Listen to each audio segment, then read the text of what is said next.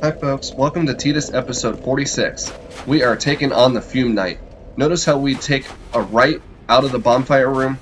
That way the Iron Warrior doesn't summon in. It's not really that big of a deal.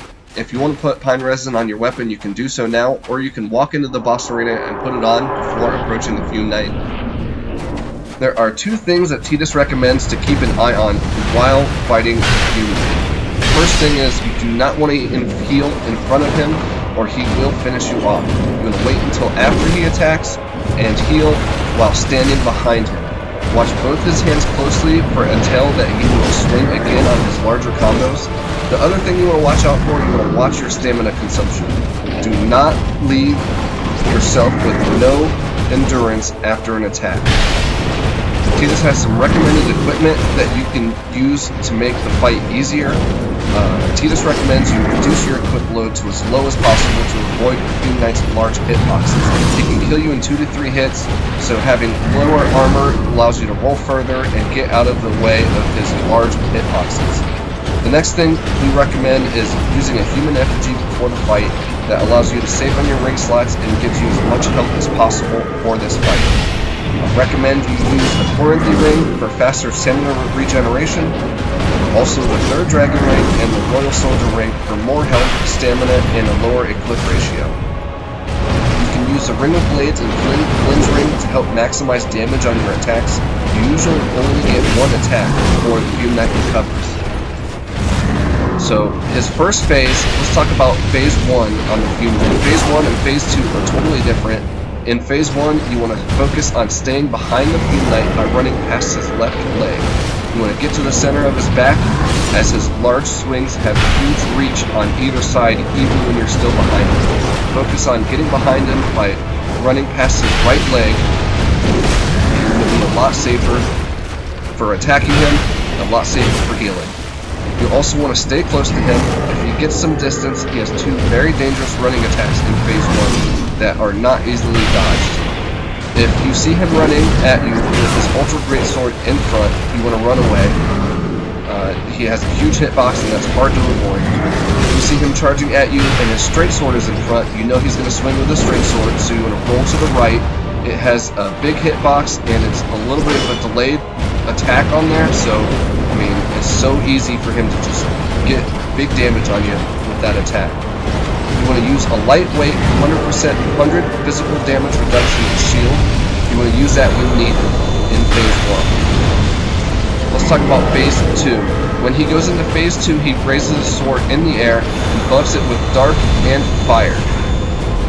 Take that as an opportunity to attack him or heal up.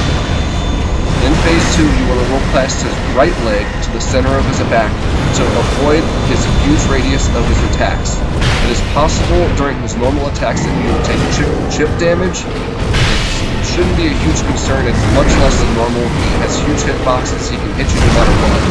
But this is Tidus' recommended strategy. And the second thing you want to do is you want to be ready for his 2 very dangerous attacks.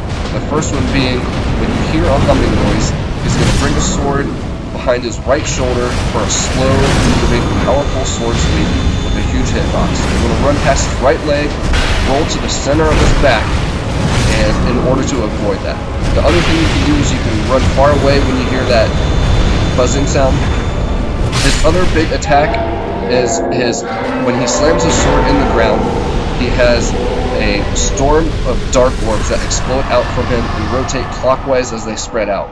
You want to run away and be ready to dodge between the orbs. Do not roll at the beginning of this attack, or he can easily take you out, or you'll take massive damage from the initial AoE explosion. You usually have time to heal after the orbs pass you if you run away, so even if you take a little bit of initial damage when you're close to him, you can heal up. You want to stay close to the center of the arena so you don't get trapped against a wall by this explosive attack. We took him down, got 84,000 souls. We got the crown of the old Iron King, and let's pick up our souls. It took us probably 4 tries, roughly, to take him down. We'll remove the crown. We are soul level 107. First, we're going to level up. Let's go talk to the Emerald Herald back at Majula and level up.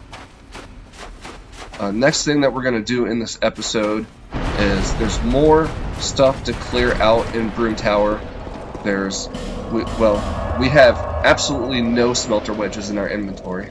So we want to get more smelter wedges, but we also want to unlock the shortcut to the Upper Floor Bonfire. So we're going to make our way back over there once we level up.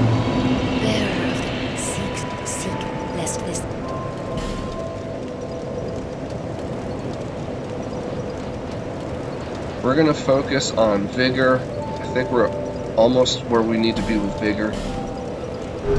We definitely need a lot more Endurance. So we'll go Vigor, Endurance. We're going to save Intelligence probably for last. Let's go back to the Foyer Bonfire. Let's say at the Foyer Bonfire, there are going to be 3 lifts that go up. So we're just talking about the 3 lifts that go up, not the first one that goes down. So lift 1 is going to be right here to the left of the Foyer Bonfire. We're going to call that lift 1. Once we get off lift 1, lift 2 is going to be right in front of us.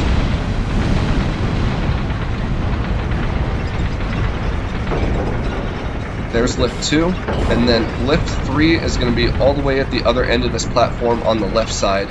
That will be lift 3. We're going to put the rapier on as a backup weapon. It only has 1.5 units of weight, so that's not going to hurt us too much. Notice this platform here at the bottom of lift 3. We're going to roll off or run and jump off. That's fine too. And in this chest we'll pick up the Pilgrims Spontoon. It's a pretty fun dark-based spear that also can fire dark sorceries. To get off this platform, just roll when the elevator's at its lowest. We're going to take the elevator up to the top. Third lift at the top. There are 2 possessed armors in this room. These enemies are a lot of fun to fight, mainly because they drop Titanite chunks, they drop their possessed armor sword, and they can also drop the possessed armor great bow. So we got some cool drops from them. This guy's gonna run into the fire and die. Nice.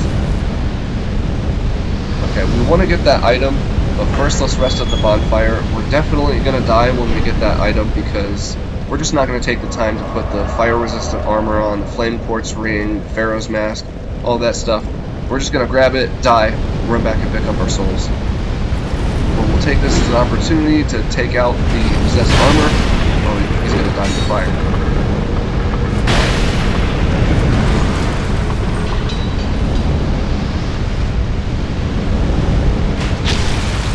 Let's take this other possessed armor out. It's probably gonna die to the fire anyway.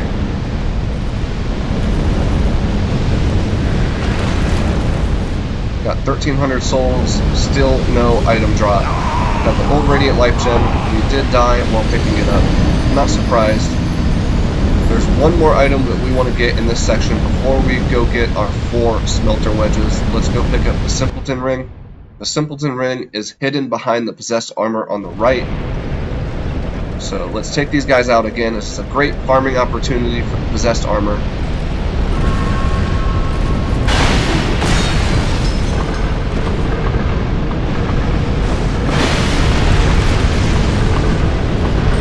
Magic thrusting attack worked very well on him.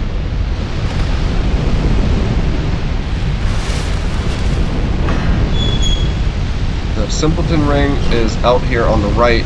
It increases your adaptability by 5 and it makes your rolling animation invisible. From here we need to go back to lift number 2. We want to take it all the way to the top so we can get 4 smelter wedges. So we're going to drop off on lift number 3, take lift 3 to the top, and we're going to go right all the way to the end and up lift 2. We jumped off too early.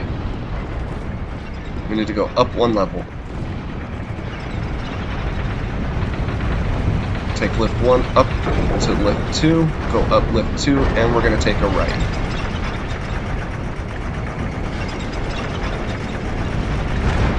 You want to be careful how you approach this next area. There's 2 sections here. In the first section, we're going to smack this bull this flaming bull on the statue. It's going to run in, it's going to cast fire onto the barrel carriers and hopefully take out the possessed armor over here. In the third alcove, there are 15 lacerating knives, so don't forget to pick up the lacerating knives in the third alcove. This next part is very dangerous. There are 3 possessed armor and an Ashen Warrior. You could very easily die, so we're going to smack this bull statue and send it back away, because we're going to use this as an area to bail out if we get overwhelmed by all of the enemies. What we want to do is we want the barrel carriers to come over here and the possessed armor to come over here, and we want them all to explode and die. On top of that, there's a hole in the wall that will explode right here if we lure the barrel carriers over.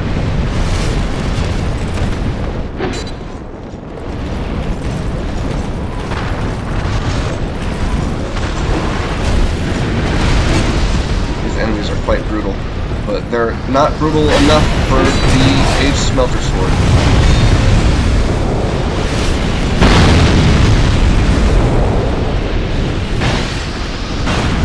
Oh man.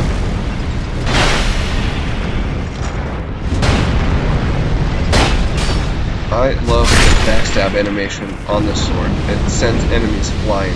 It's so satisfying. Almost as satisfying as getting a parry in this game. Okay, the barrel carrier made his way on over and put a hole in the wall for us. We're going to pick up the Dispelling Ring +1.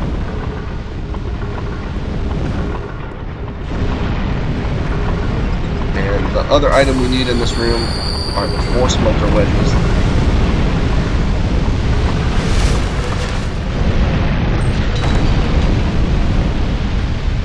We are completely out of Estus Flask, so we're probably going to Homeward Bone back and renew our Estus Flask shards.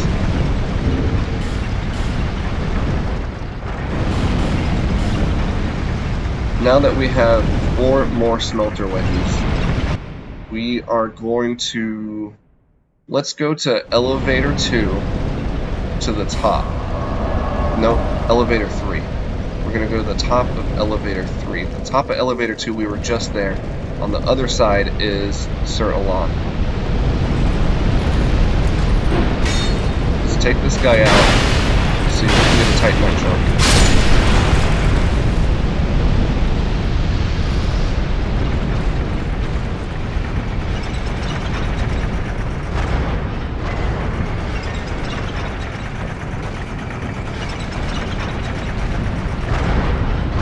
This is lift 3, we're going to the top and to the left.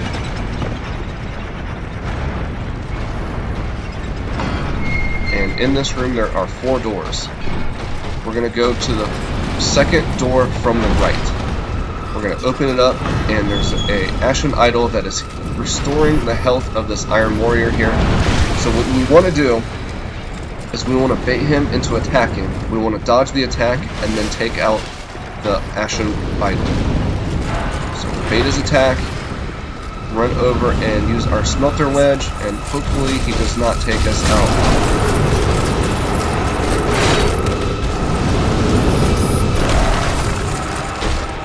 He's going to back up and let us through the room. Now it's a fair one-on-one fight.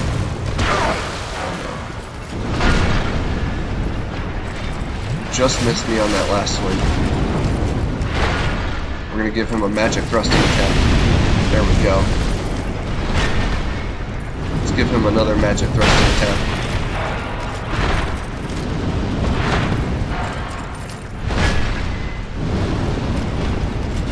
There we go. Magic thrust from behind. I don't know if you guys have ever played Bloodborne.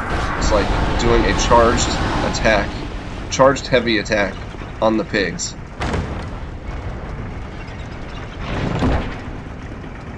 We're going to pick up the right life ring +3. The first 3 doors from the right all have items in there. So we're going to take out the boxes and pick up a Titanite slab around the corner. The flame butterflies right there. We have a Titanite slab and 3 Titanite chunks around the corner. This door has the Ashen Idol. We'll pick up our Soul of Nandalia. Even if you die to the Iron Warrior, the soul item will still be there. Whoops. 10 Titanite shards, a petrified something, and we're also going to get a broadsword plus 7.